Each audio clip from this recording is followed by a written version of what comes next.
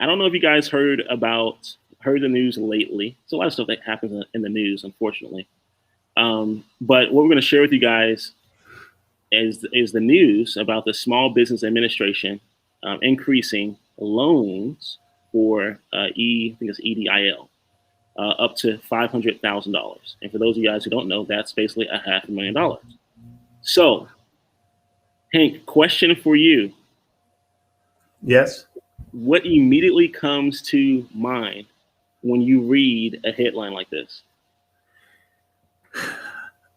What immediately comes to my mind is that this is a phenomenal opportunity for a lot of small businesses that we have tried to help for uh, 6 months or so, um, who continually run into roadblocks when they go the traditional route of trying to get resources to keep their businesses afloat. That's true. That's good. Um, that's true. The skeptic in me wants to know a few things, though. Such as,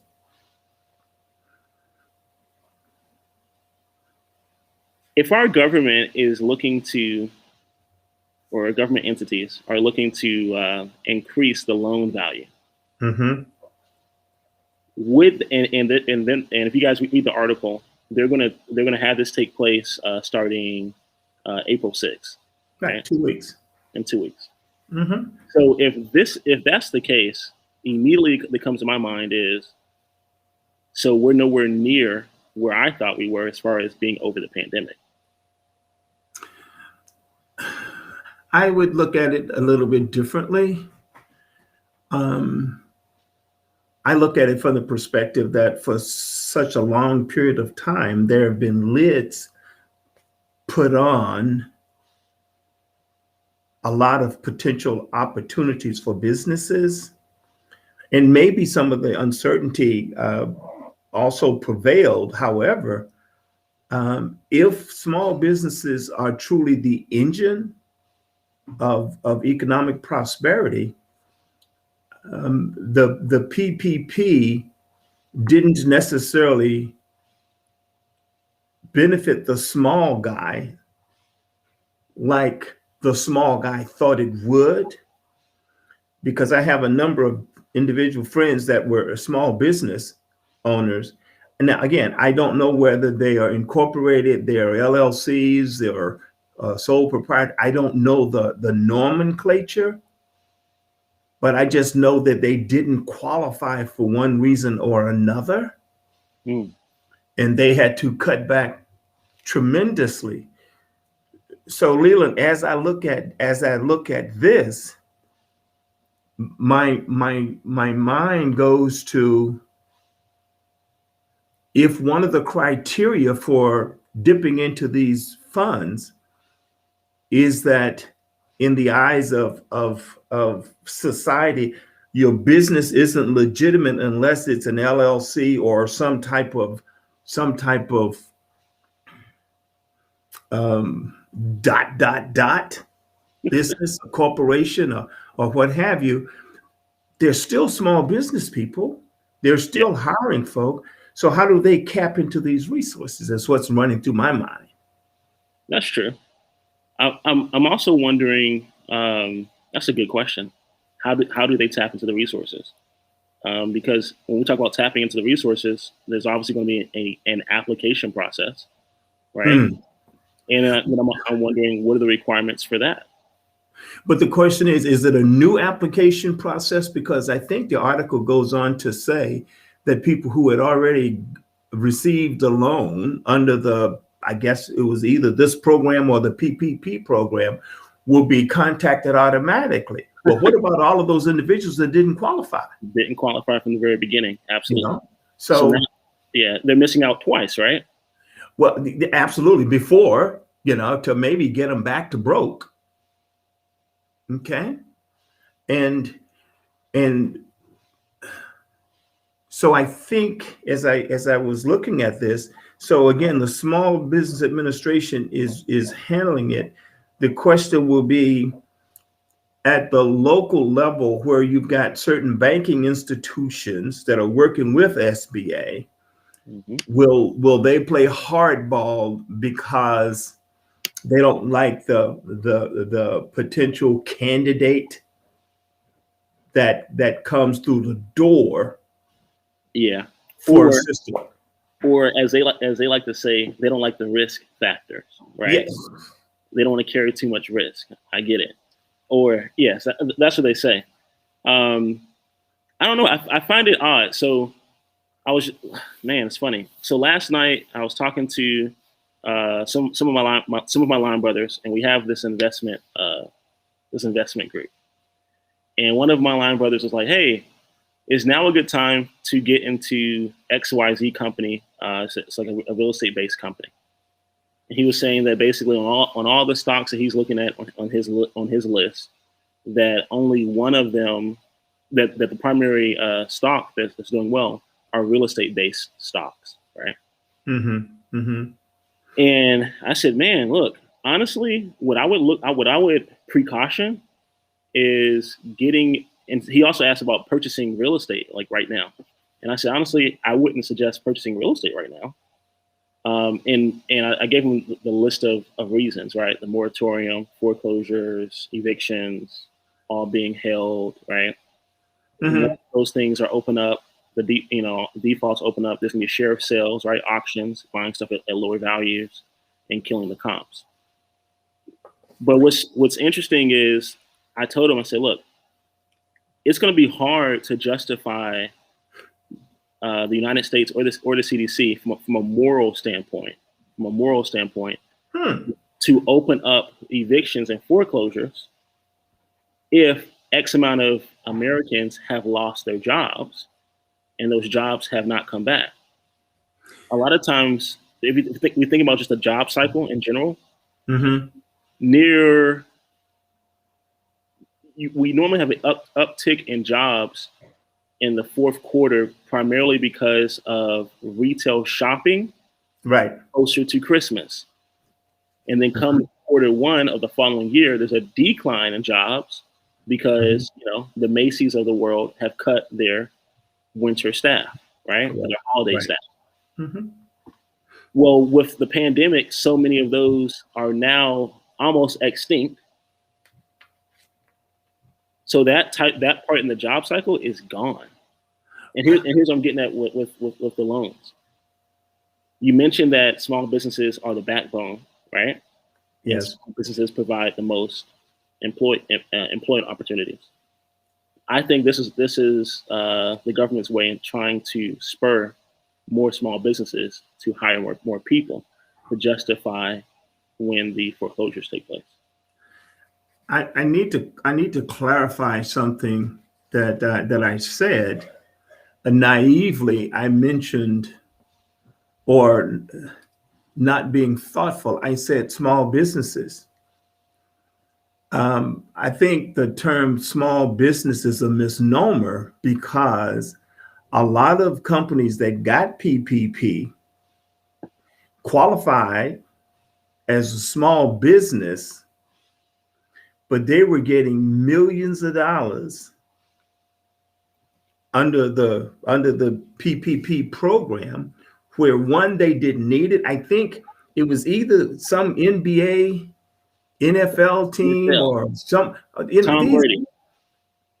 Well, not just Brady, but I mean, some so what we would consider big business was getting boatloads of PPP funding. Okay.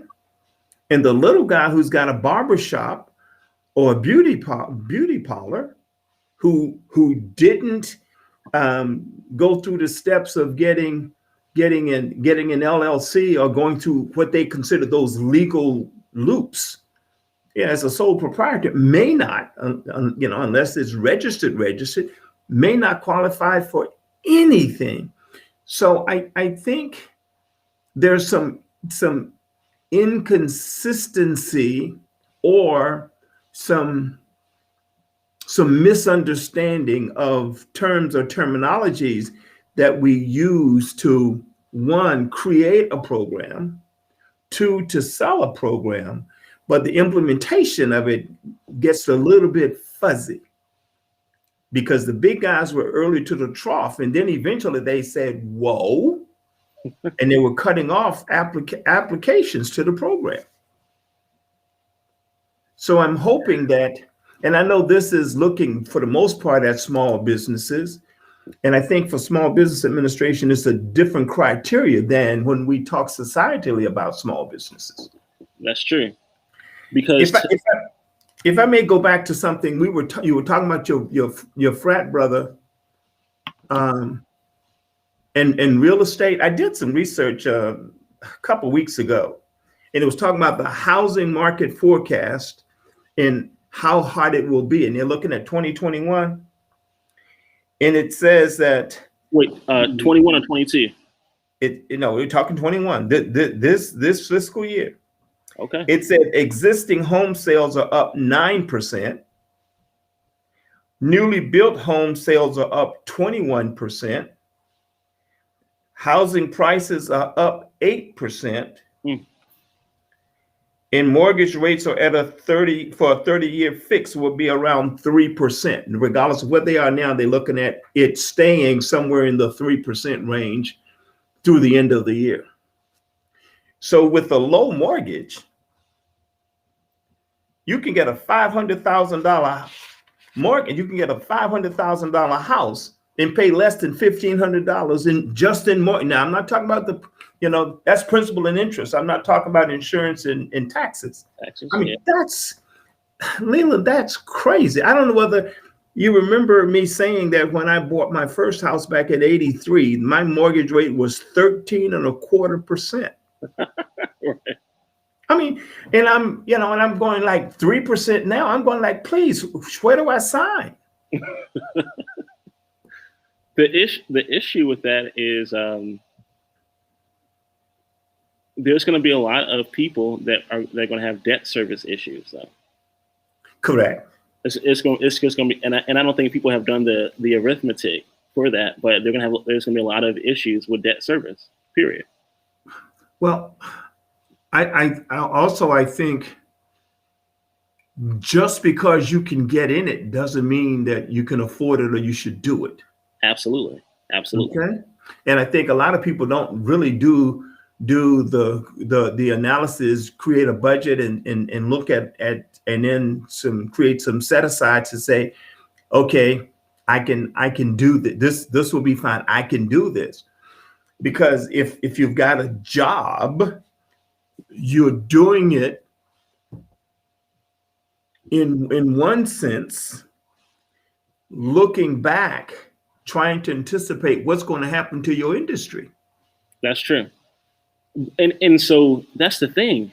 Like even with this whole thing with the SBA. Mm-hmm. And I don't know this for a fact, but I believe that the SBA actually approves the EDIL loan, and that the individual banks actually approve the Paycheck Protection Program loan. And what's interesting is so basically, let's not throw away this. What's happening in the economy is that money, the fiat currency, is becoming easier to obtain. Correct. Because there's so much of it. Because there's so much of it. If think about it. I think I heard or read someplace that the richest man in the world is worth like 180 some billion dollars.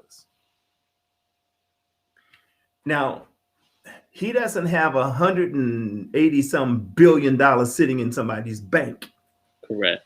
That money is out here in the economy, creating greater wealth for him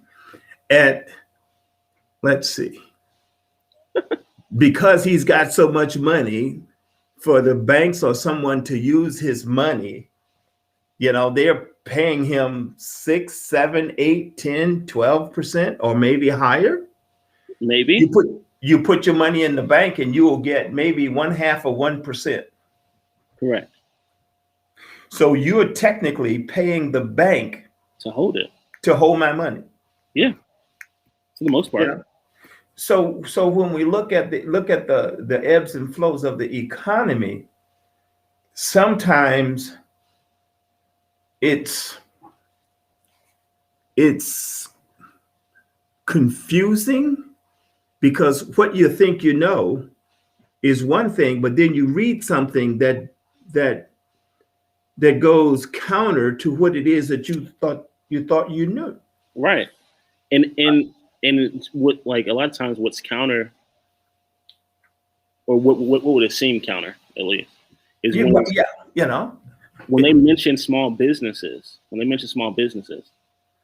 you do think of the hair salon, or the local deli. oh yes, a local restaurant, yeah. But Mhm. but by their definition, small business just means anyone that has less than 500 employees. And to me, 500 employees is big business. You big time. well, You well, bringing in a couple. You bringing in a couple million a year. A few million a year and stuff. no, yeah, Yeah, that's what they consider to be the threshold, though. So if you have 480 employees, Mhm. and those 480 employees, let's say they're netting 100 million, right? Yeah. Well, by the size, it's considered a small business. That's a small business.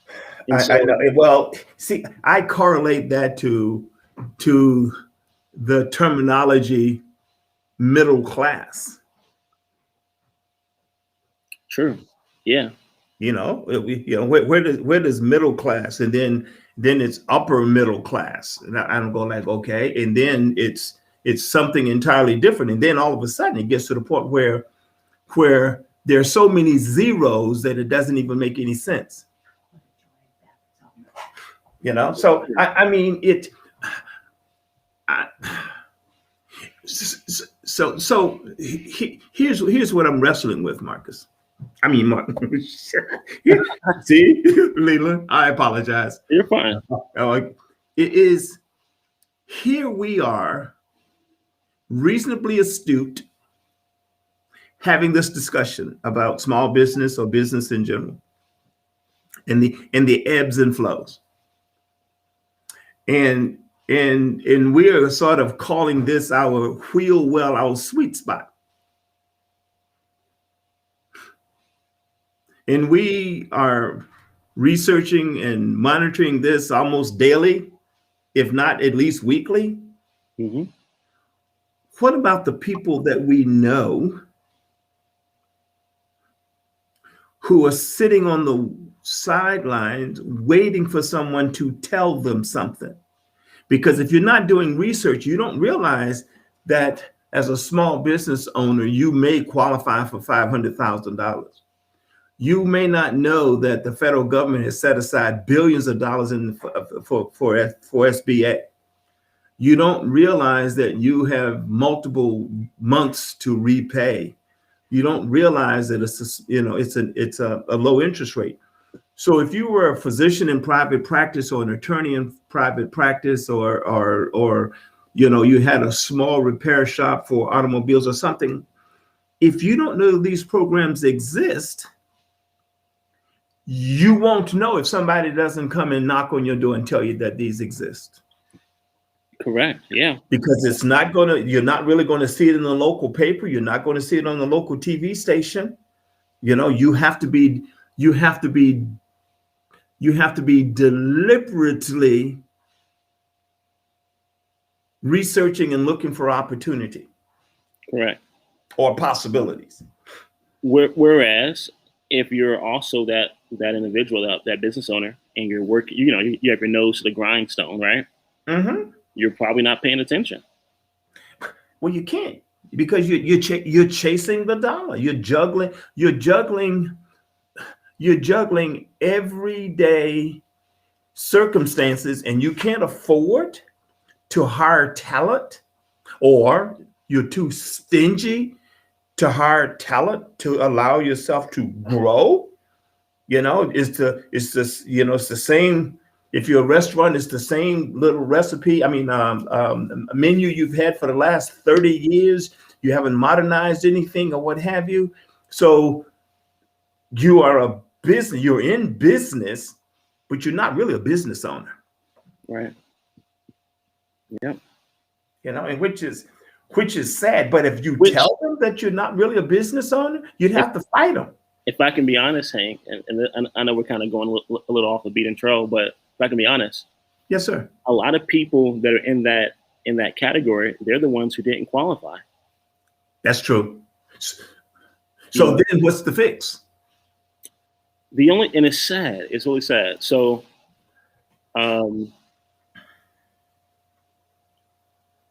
we know a fix. If I can be honest, it's too late to fix. But is it? Yes. If they haven't taken the steps to do the legal paperwork to get an LLC or what have you, to insulate themselves from all of the tax implications and the potential lawsuits and yada yada yada, is it really too late for them? Okay, you're right. It's never too late. Okay, it's never too late. But I do want to say that the mindset. Yeah, mindset's important. But early on, when these programs were in their infancy stage per se, they were allowing just about any Tom, Dick, or Harry to qualify. Yeah, seriously. And then for some reason, whoever's in charge of whatever, those individuals said, "Hey, let's add all of these stipulations." And some of those stipulations ran into not just like, "Hey, does so and so have an LLC?" but how is so and so's LLC taxed? Are they taxed in the F corp? You know, did they pay themselves a salary? Then it became all those different things, right? And I believe that when all those stipulations came in, probably the business owners that truly needed the assistance never got it. Yep, that's right. That's right. I agree. But I see an opportunity. I see an opportunity of making people aware that help is on the way. I think I heard that in a presidential debate or something. Help is on the way. Here it is. So then how do we let the masses know, or the small business owners know, that this program, this enhanced program, is available for them? Right. Because if they don't take advantage, if they don't participate rather than take advantage, if they don't participate, they are still mentally stuck in the pandemic phase when everybody else is looking post-pandemic. Because they won't be able to go they don't have an avenue to get the resources that they need, because they don't have anyone to help them to go through the SBA funnel, so to speak. You know, they'll go out and they will operate sort of like a payday loan entity, where they are paying exorbitant interest rates for little or no money. Right. Right. And then it's one of those things, you know. Yeah, because those are still out there. I haven't seen one payday loan place go out of business. Well, you were saying earlier about PPP, and you know that the banks. Well, I was notified by my bank that I qualified, and I was also notified by my CPA that I qualified. And I looked at everything, and I decided not to apply for PPP. And there was, in my mind, there was no need for me to participate in a program where, though I would benefit, there was no real need I didn't need it. Right. So I said I would just leave it for someone else who was in a different situation than I'm in. You know, I work from home. He had that luxury. Praise God. Praise God. Seriously. You know, praise God. You know, my living expenses, business expenses are living expenses. Now, had I had a standalone business, I mean, building somewhere, office somewhere, Yeah. that would have been a different situation. You know, if I'd had a secretary, I would imagine that a lot of those people are staying up at night, or they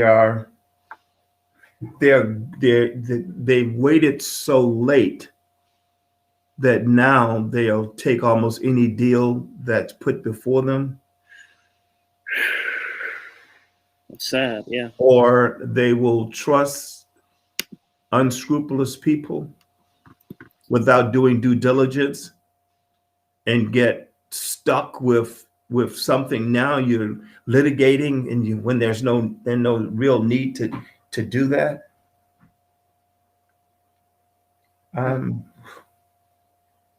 It's, I mean, yeah, I mean, everything you're mentioning is correct. I just, I think for a long time, so, you know, just because we're talking about the pandemic, we're talking about brick and mortar. I think for a long time, we all knew the importance of technology, and we all agreed that at some point technology was going to replace all these different types of opportunities, jobs. I think we may have thought it, but we didn't realize how imminent and prominent it was going to be. But the thing is, if it wasn't for the pandemic, it wouldn't have been at a speaking point. It would have been a slow phase out, you know, and people could have said, "Oh man," you know. But with the pandemic, a lot of things were literally just put on an immediate close. You had to adapt, and you had to be creative, all overnight. Overnight, and now, you know, when we think about just expanding a business, you really think to yourself, like, there's no need for an office in Cincinnati.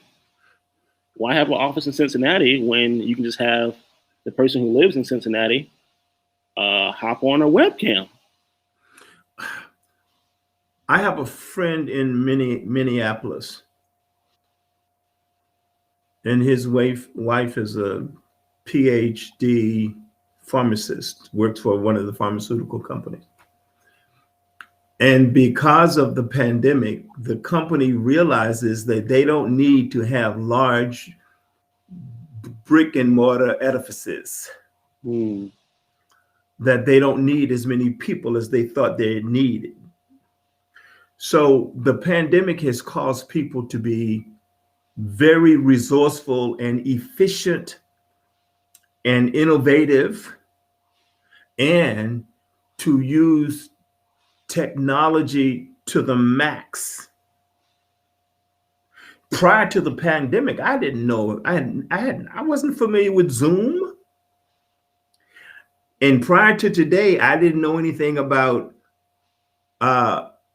Restream. Yeah, Restream Studio. Yep. And actually, as I look at it, I like it better than Zoom.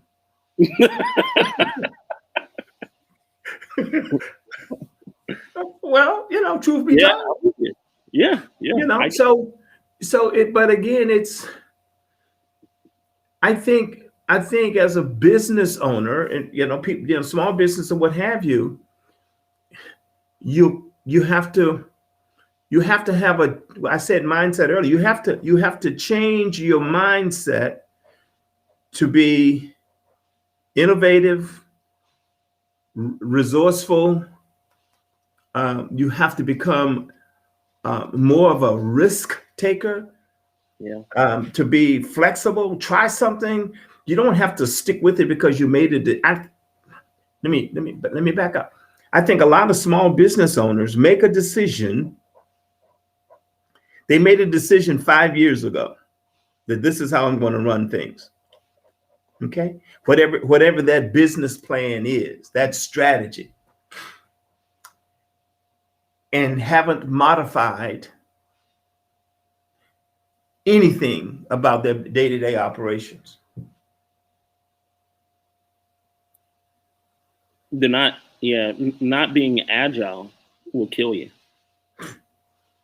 But because there's so many demands on a small business owner who's got employees, if you don't hire the right skill set, if you don't have it, you have to hire it. And if you can't afford to hire it, you're still at a marked disadvantage. So we have to be willing to surround ourselves with people that are smarter than we are, and pay them to drive the car. That's intimidating for some people. Most, and I'm just speaking based on what I've been told from other small business owners, that a lot of people, Go ahead, I'm sorry. a lot of people who are small business owners, they've told me that one of the main reasons that they're a small business owner is because they wanted control. Basically, they wanted control. But Leland, you know, and I know that control is a very broad. I mean, it's a very broad statement.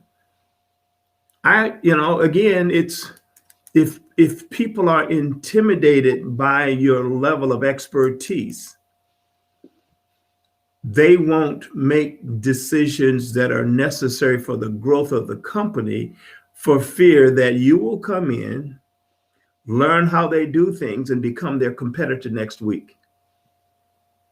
Now, there are ways to insulate yourself from that type of malfeasance or unethical business behavior.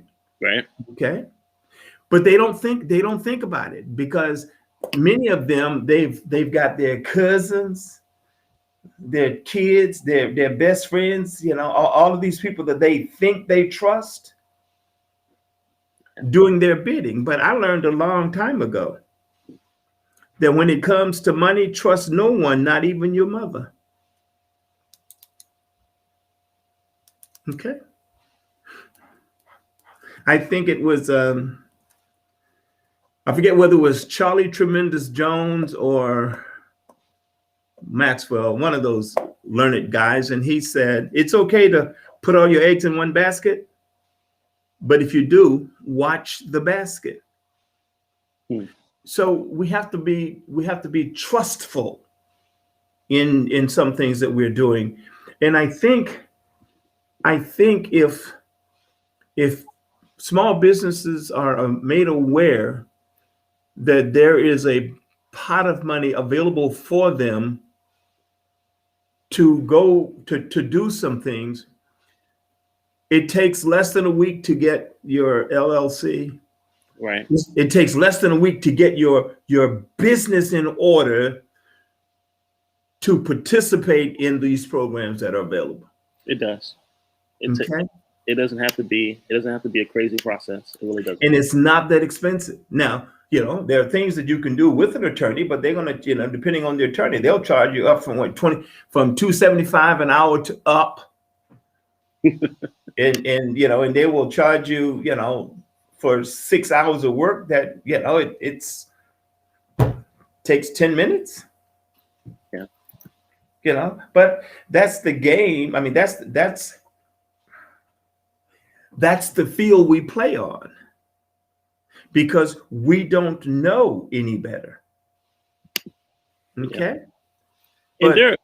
And there are resources out there, to help people, but people, you have to take initiative. You have to take those correct steps and actions. Even with like we're saying with the Small Business Administration, there are SBA offices. Right, we talked about SCORE before. There are SBA offices that are available throughout the United States. Now, it may not be in every single city or every single town, but they are. I believe there's at least one per state. And if you can't visit, right, because of the pandemic, you can always call or email. So just steps. again, you can Zoom, you can go on their website and fill out an application. There are no more excuses for failure.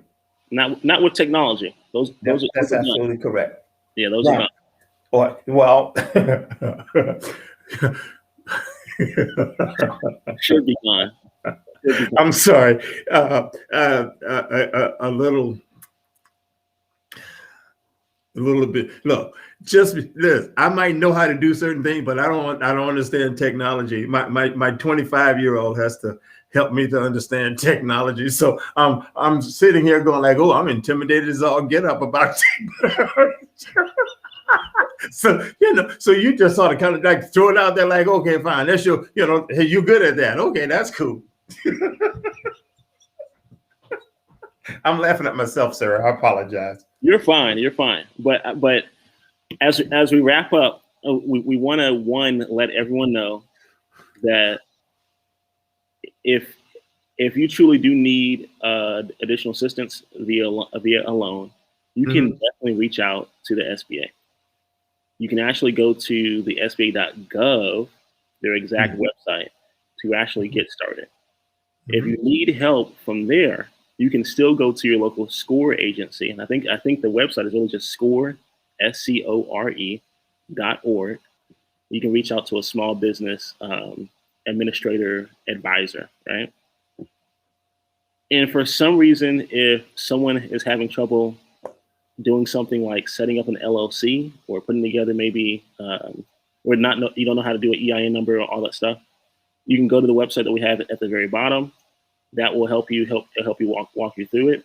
If someone is wondering on what to do post-corona or post-pandemic, we also have a training for that as well. All right, Hank, anything you want to add before we conclude? No, I'm excited about the possibilities that present themselves every day, and I can say that there are no more excuses for failure. Yeah. There are just too many opportunities, and people aren't going to give you anything. But if there's something you really, really want, there's a way for you to get there. And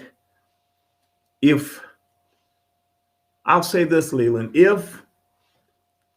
if you still are uncertain about where you should go, I would just encourage you to check out that website that's presented under on the screen, and we can help you. That's all I can say is we can help you. It's your choice. Your choice. Your choice. It is. It's your. And again, it's your. And here's it. And my dad says, whether you do or do not is a decision. Right.